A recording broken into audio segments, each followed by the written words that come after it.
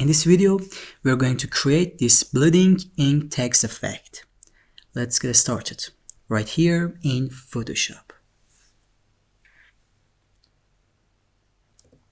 For example, I'm going with graphics. And to make it more unique and visually interesting, we're going to manually select different letters and change their size and spacing. For example, I want a thin F and I and a bolder X. So I'm going to actually change their size in whatever way I want. And you can do this with any of the other letters as well, like the thing that I'm doing right now with G and R and A. Yeah, I think that's good. Now I'll move the text to the center and maybe increase the size. Yeah, I think that looks good. Now we need to go to filter, then blur, and select Gaussian blur. Oh wait, before we do that, we need to convert our text to a smart object. Now we can apply the Gaussian blur. I set the value to 8. After that, we need to add an image. It doesn't really matter what the image is, as we only need it for texture later on. So I'm going with this image here. Now we'll put our cursor between the text layer and the image layer. Hold down the Alt key and you'll see a little icon appear. Click it. This creates a clipping mask which attaches the image layer to the text layer below it. Next, we need to go to Adjustment. If you don't see it, you can find it under the Window tab at the top.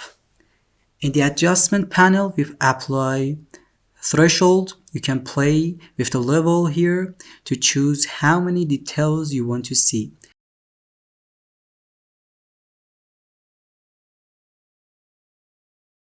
I think this looks good. Now you can move and resize the image layer to get a better looking final result. You can also resize it or rotate it in any different way. If you look closely, you can see a large white area. That's the paper from the original image. Now there's a white area, and you can see that's because of the whiteness of the paper. So to easily remove it, we can use Clone Stamp tool. I change my brush size, then hold Alt to select a texture area. Now when I click, I'm copying the texture from the part of the image and using it to cover up the white area.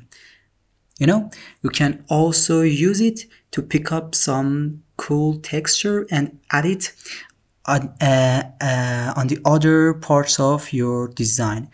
I'm actually trying this with this part of R and add it at the top of the A.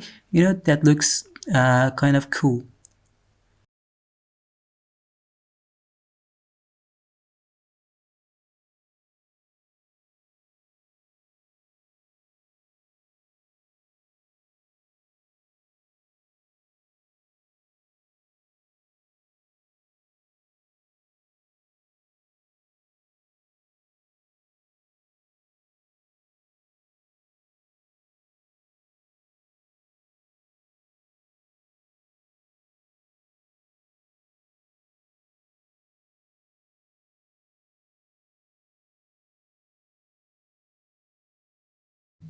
I think that's good, and that was how easily we can create a bleeding ink effect for our typography in Photoshop. Thank you everyone for watching, and subscribe to see more content like this.